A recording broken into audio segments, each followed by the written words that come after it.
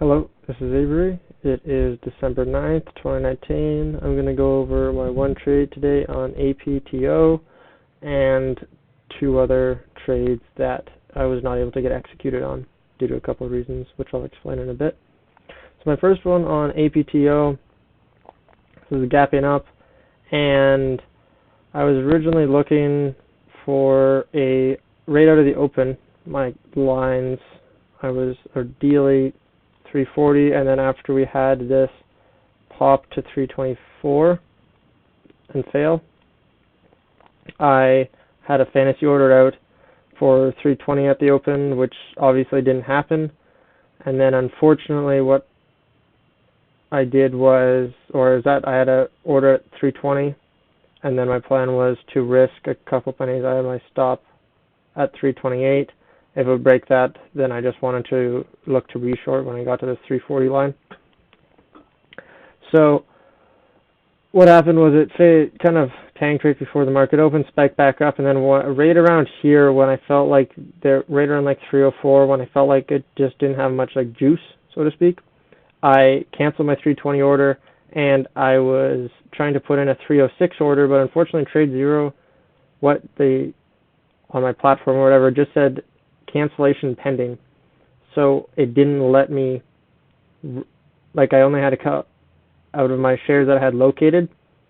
It said that they were being used because that order was still out there to short, except it wasn't letting me cancel it, and I counted, it was like 4 minutes until it went away. So I didn't get that, unfortunately. Wouldn't have been a great trade, but it definitely would have been a half-decent scalp. Definitely would have been able to get at least about 10 cents out of that one, which isn't the best, but still something. So that was a bit annoying. But then coming later, around 10:30, I noticed it perking, and so I normally really don't like to short around zombie times, but considering like Joe Kelly and some of his presentations that he's done, he talks about how 10:30 is a reversal time. So normally when you see a stock zombie, it's normally like hanging out near its lows or at least not at its highs. So when this is coming into 10:30, though, we're pretty much at our highs. So I put on a short at right when I was in the 320. I put out a fantasy order at 335. I got filled on that. Let me just I can put my entries here. So I get filled at 335. I have my stop at 352. So even though this line here was at 340, which is like the first resistance or whatever, I just wanted to give it a bit of extra wiggle room because the 350 is the whole dollar, half dollar. And lately I've seen a couple stocks, they like perk through the pre-market highs and then fail. So I just wanted to give some room to this one. And then my plan was, this is only half size, and my plan was to add if it got to 345 and then still risking that 350 whole dollar, half dollar. And then I get that, so I actually got a penny better. So I put on another fantasy order out there for 345, got filled there at 346. And then on my first half, I had a range order for a cover at 353, I believe. And then I had my cover, my profit-taking order at 318. And then on my second order, I gave it a tiny bit wider of a risk. I gave it 355 just in case it would perk through, stop me out on half, and then come down. And then right here, though, I get stopped out on my first half and then get stopped on my second half, and then I saved myself a good headache. At that point, I just walked away because I didn't want to get caught up in a squeeze or something, which is fine. It turns out that would have been a decent short around the fours, but solid. Nothing I can do.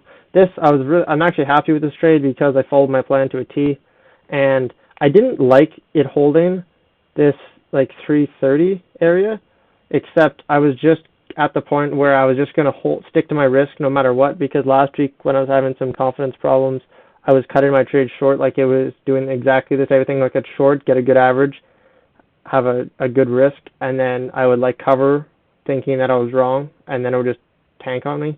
So it was just kind of a situation where I either wanted to get stopped out or for it to come down, and obviously I got stopped out. But overall, I'm happy with the trade.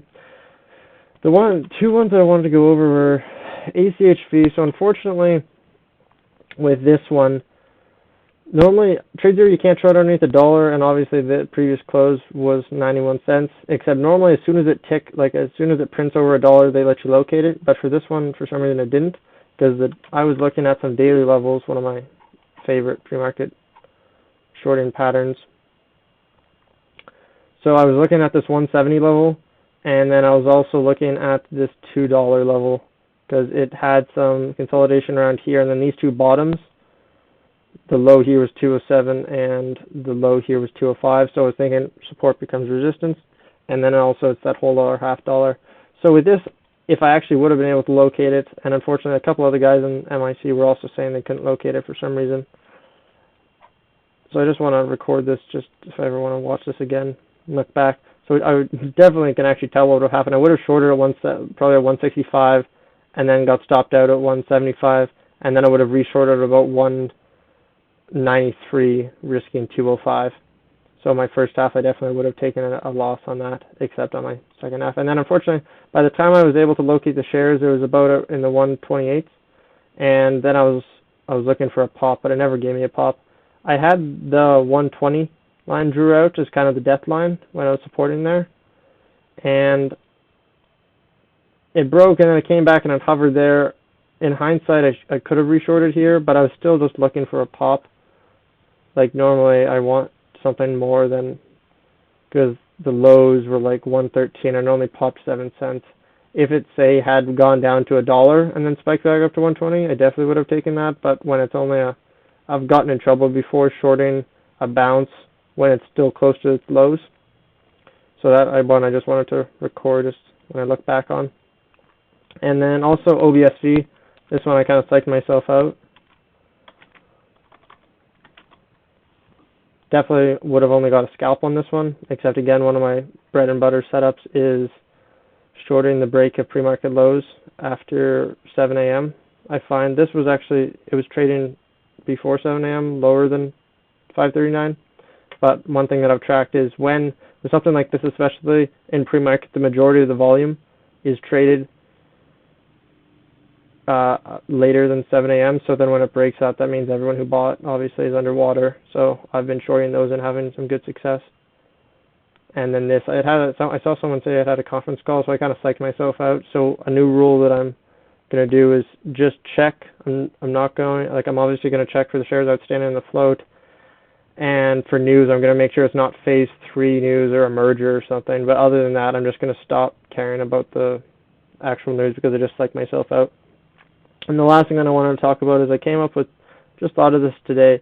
So I can really easily make 15 cents, or easily, like trading isn't easy, but it's fairly simple for me to make 15 cents.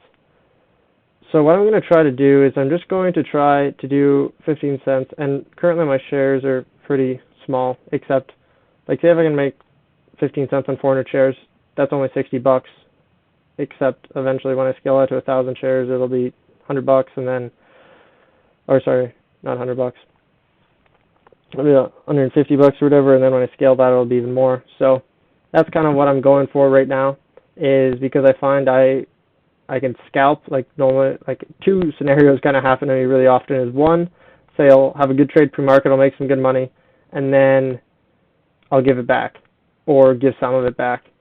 And then the second thing that I do is sometimes then I'm shorting right out of the open and I dig myself into a hole, and then I spend the next hour digging myself out and then end up with small profits. So that's kind of what I'm going to do for in the next couple weeks I want to try. So if anyone sees me trading after I get a 15 cent scalp, tell me to fuck off or something. Thanks. That's it for today.